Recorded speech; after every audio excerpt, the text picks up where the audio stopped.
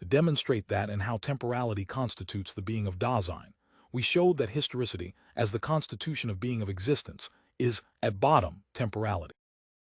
Our interpretation of the temporal nature of history was carried out without regard to the fact that every occurrence runs its course in time. In the course of the existential and temporal analysis of historicity, there was no room for the everyday understanding of Dasein that factically knows all history only as an occurrence within time. If the existential analytic is to make Dasein ontologically transparent in its very facticity, the factical, ontic-temporal interpretation of history must also explicitly be given its due. It is all the more necessary that the time in which beings are encountered be given a fundamental analysis, since not only history, but natural processes too, are determined by time. However, more elemental than the circumstance that the time factor occurs in the sciences of history and nature is the fact that, before all thematic investigation, Dasein reckons with time and orients itself according to it. And here again the reckoning of Dasein, with its time, remains decisive, the reckoning that precedes any use of instruments that are geared to determining time. This reckoning is prior to such instrument, and first makes possible something like the use of clocks. Factically existing, actual Dasein either has time or it has none. It either takes time or cannot take time. Why does Dasein take time, and why can it lose it? From where does it take time? How is this time related to the temporality of Dasein?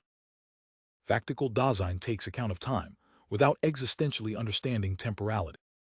The elemental mode of behavior of reckoning with time must be clarified before we turn to the question of what it means that beings are in time. All the modes of behavior of Dasein are to be interpreted in terms of its being, that is, in terms of temporality. We must show how Dasein as temporality temporalizes a mode of behavior that is related in such a way to time that it takes account of. Our characterization of temporality up to now is thus not only generally incomplete, since we did not pay heed to all the dimensions of the phenomenon, but it has fundamental gaps in it, because something like world time belongs to temporality itself, in the strict sense of the existential and temporal concept of world. We wish to understand how that is possible and why it is necessary. In this way we can throw light on the vulgarly familiar time, in which beings occur, as well as the within-timeness of these beings. Everyday Dasein taking time initially finds time in things at hand, and objectively present encountered within the world. It understands time thus experienced in the horizon of the understanding of being that is closest to it, that is, as something that is itself somehow present. We must clarify how and why the development of the vulgar concept of time comes about in terms of the temporally grounded constitution of being of Dasein taking care of time. The vulgar concept of time owes its provenance to a leveling down of primordial time. By demonstrating that this is the source of the vulgar concept of time, we shall justify our earlier interpretation of temporality as primordial time. In the development of the vulgar concept of time, there is a remarkable vacillation as to whether a subjective or an objective character should be attributed to time. When one conceives it as being in itself, it is attributed primarily to the soul. And when it has the character of belonging to consciousness, it still functions objectively. In Hegel's interpretation of time, both possibilities are in a way elevated to a higher unity. Hegel attempts to determine the connection between time and spirit in order to make it intelligible why spirit, as history, falls into time. In its results, the foregoing interpretation of the temporality of Dasein and the way world time belongs to it seems to agree with Hegel.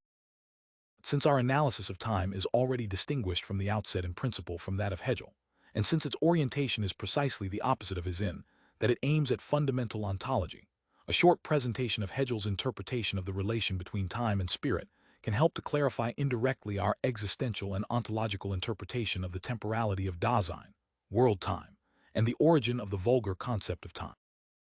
And it will conclude our discussion for now.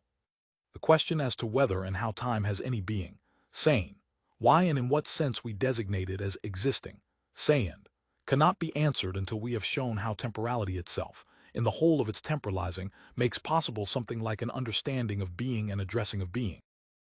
Our chapter will be divided as follows: the temporality of Dasein and taking care of time, section 79, time taken care of and within timeness, section 80, within timeness and the genesis of the vulgar concept of time, section 81, a comparison of the existential and ontological connection of temporality, Dasein and World Time with Hegel's interpretation of the relation of time and spirit, section 82.